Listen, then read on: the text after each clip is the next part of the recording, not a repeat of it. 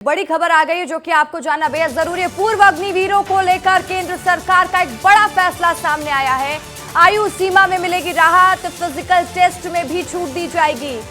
CISF और BSF में 10% पर आरक्षित किया गया। एक बड़ी राहत भरी खबर है। देखिए, पूर्व अग्निवीरों को लेकर बड़ी जानकारी मिल रही है, जहां पर केंद्र सरकार ने उनको लेकर एक फैसला लिया गया। आयु सीमा में राहत दी जाएगी, फिजिकल टेस्ट में भी छूट मिलेगी।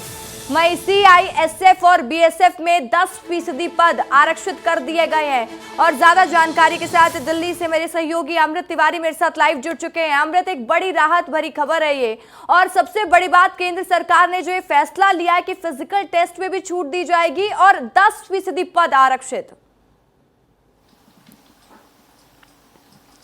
रसिका, देखिए, अग्निवीर को लेकर के जिस तरह से लोकसभा चुनाव में एक मुद्दा बनाया गया था और उसके बाद भी यह मुद्दा लगातार गहराता जा रहा है। राज्यों में चुनाव भी है, इसके मद्देनजर एक बहुत बड़ी एक दुविधा थी केंद्र सरकार के पास कि अग्निवीर को लेकर के जो समस्याएं खड़ी हो रही हैं, जिस तरह का नैरेटिव पब्लिक डोमेन में बन रहा है, उसको कैसे काउंटर किया जाए। और साथ ही साथ जो एक जायज बात भी थी जो अग्निवीरों को लेकर के कि उनकी सर्विस में जैसे कि कहा जाता है कि 25% ही उनके सेना के भीतर वो रहेंगे, बाकी लोगों को रिटायर कर दिया जाएगा, तो वो लोग कहां जाएंगे। ये सवाल लगातार उठ रहा था। देश के दानिशमंद लोग इस सवाल को उठा रहे थे, उसको उन्होंने एड्रेस किया है और एक सही दायरे में एड्रेस किया है कि जो देश का जो अर्धसैनिक बल है, सीआईएसएफ है, बीएसएफ है, सीआरपीएफ है, उनमें क्या, तो अभी तक जो दो संस्थाएं हैं जो अर्धसैनिक बल की, सीआईएसएफ और बीएसएफ, उनमें 10% आरक्षण की बात हो चुकी है कि जैसे अग्निवीर सेना से रिटायर होंगे, उन्हें जो है अर्धसैनिक बल में भर्ती कर लिया जाएगा। उनके लिए 10% की आरक्षण जो है दे दिया गया है। यह निश्चित तौर पे एक राहत की बात है, क्योंकि लंबे अरसे से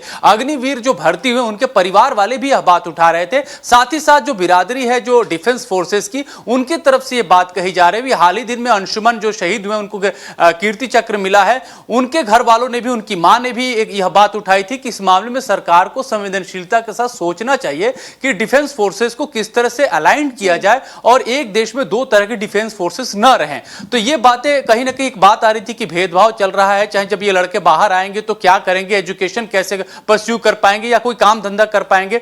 तो वो जो काबिल लोग होंगे उनमें से उनको जो है कहीं ना कहीं वरीयता मिलेगी और पहले उनको आर्मी में रखा जाएगा। जो लोग बचेंगे उनको अर्धसैनिक बल में 10% आरक्षण के साथ उनको भर्ती किया जाएगा। रसिका, तो ये महत्वपूर्ण जानकारी हमारे दर्शकों को मिल गई। अमृत, तमाम जानकारी के लिए बहुत बहुत शुक्रिया आपका।